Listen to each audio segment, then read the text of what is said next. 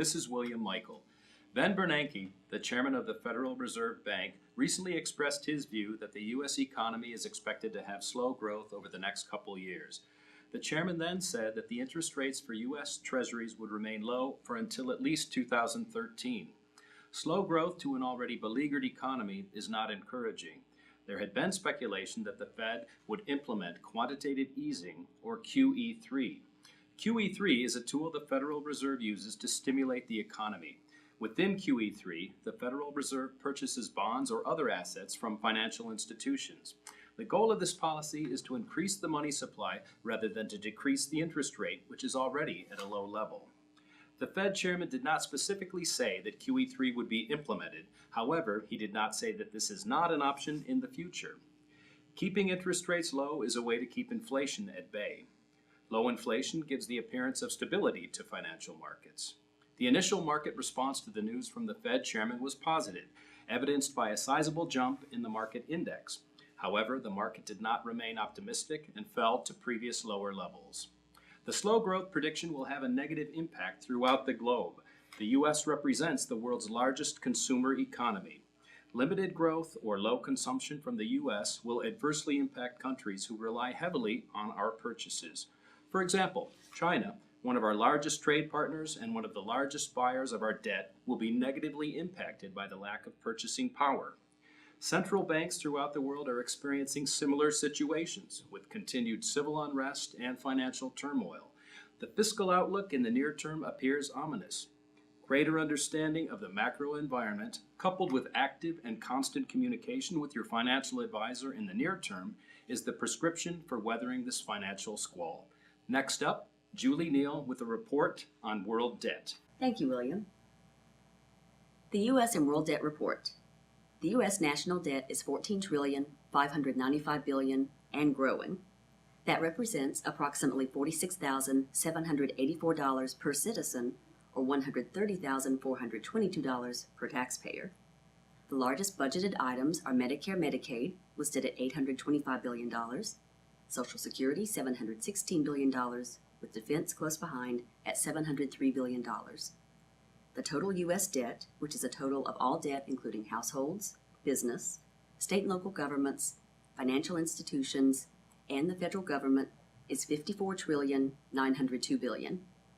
This represents a total debt per citizen of $176,000 or $668,000 per family. The total unfunded liabilities of the United States is reported as $115 trillion.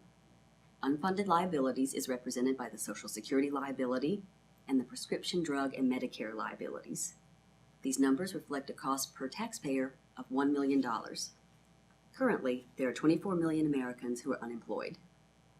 On the world front, listing of countries whose public debt is greater than 90% of revenue are as follows: Ireland, 1,108.89%, England, UK, 387%, Portugal, 240%, France, 208%, Spain, 169%, Germany, 162%, Italy, 131%, and the USA, 99%. The numbers reflected in this report were provided by usdebtclock.org. Next up, Shifa Isaacs. Thank you, Julie. The stock market, as reflected by the Dow Jones Industrial, has acted more like a drunken dog than a fit thoroughbred. There are two things that typically govern the market: fear and greed. Fear in the market can be measured by the volatility index, known as the VIX. When the VIX is up, it represents uncertainty in the marketplace. Usually, when uncertainty is high, people panic. Panic in the market is represented by selling investments in order to take cash. The current downturn represents a loss of trillions of dollars in equity accounts. Gold prices have risen due to the uncertainty, because the market looks to move assets into perceived safe investments. This action is called a flight to quality. The turmoil represented in the U.S. domestic market is not unrelated to the financial and political unrest in other parts of the world. On a macro level, financial markets throughout the world are interrelated. Some markets are more heavily correlated than others. However, when one area has a cold, other areas may catch the flu. Now more than ever, it is important that individuals become more educated regarding how they make financial decisions and to better manage their resources. Fear of a double-dip recession may have a severe impact on our financial future, and given the recent drop in the country's credit rating, those fears may become realized. Now to Rochelle with the Federal Reserve Report. Thanks, Shifa. Great report. Employment, wages, and prices as reported by the Federal Reserve Bank. Labor market conditions remain soft in most Federal Reserve districts. Employment, especially among temporary hiring agencies, improved in the Richmond district in recent weeks.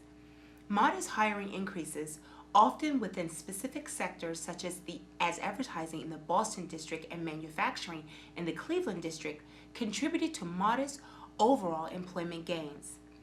Small gains were also noted in the St. Louis, Minneapolis, and Dallas districts. The New York, Philadelphia, and Chicago districts reported a slowdown in the pace of hiring activity. Wage increases were characterized as modest or moderate by the Atlanta, Chicago, Minneapolis, and San Francisco districts. Boston district contacts reported wage growth between 3% and 5% in consulting and advertising. In addition, Kansas City districts reported labor shortages and wage pressures in the retail sector. The San Francisco district reported continued wage pressures for specialized information technology workers. Price pressures seem to have moderated somewhat, although some firms reported being able to pass on some rising costs. Overall, input price pressures appears to have fallen modestly. This is Rochelle Jones for all of us. To all of you, we wish you financial health and prosperity. Thank you for viewing.